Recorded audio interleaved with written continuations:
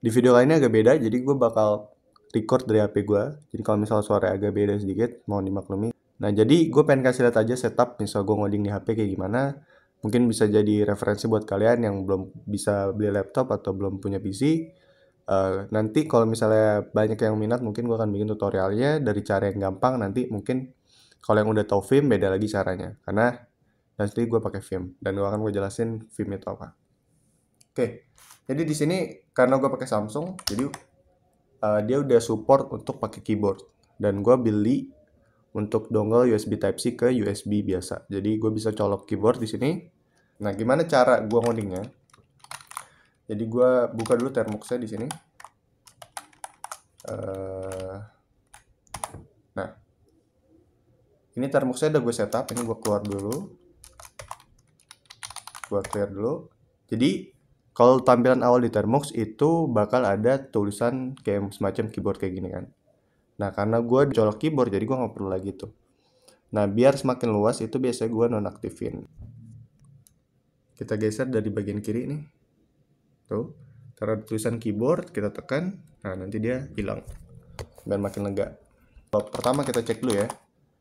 Ini gue pakai Linux localhost, tipenya Android. Atau kita bisa juga kayak gini ngebuktiin ya. Setting ya kan. Setting terus misalnya ini udah kelihatan sih Samsung banget. Kita cari misal about phone di sini. Nah, ini Galaxy A05. HP gua nggak terlalu gimana-gimana speknya. Nah, gue bisa Alt Tab buat pindah ke Termux lagi. Nah, gimana cara ngodingnya? Jadi gue bisa pakai nvim di sini. Atau bisa juga kita pindah dulu ke directory. Misal gue lagi belajar Go, nvim di sini. Kita buka main.go. Nah, tampilannya kayak gini. Cuman di sini ada sidebarnya, kita nggak perlu. Jadi itu bisa dinonaktifin buat matiin sidebar. Nah, ini gue pakai Go. Jadi misal di sini gue tambahin untuk struct-nya, contoh kita punya nama HP itu misalnya darah dari karakternya ceritanya ya. Terus misalnya kelas, tipenya string. Oke. Nah, di sini udah. Berarti ntar kita define lagi di sininya. Kita butuh misal kelas 2 warrior. Oke, Vim. Nah, kalau di Vim itu gerakinnya untuk atas bawahnya itu pakai huruf. Terus ada modenya. Gue sekarang di mode normal. Mode insert ini buat ngetik. Jadi sedikit aja tentang Vim ya. Gue misalnya mau ngetik, masuk ke mode insert. Tulis fmt.println misalnya a1.class. Nah, kan udah. Terus gimana kalau mau ngerunnya? Nah, caranya ctrl garis miring. Nah, ini bakal munculin semacam command prompt, go run titik. Kita ls dulu, harus masuk ke folder Termux dulu, go run titik. Nanti harusnya muncul kelasnya warrior. Ini go ya, go simple. Kita exit. Nah, kurang lebih kayak gitu. Terus di sini juga ada git-nya, spasi misalnya.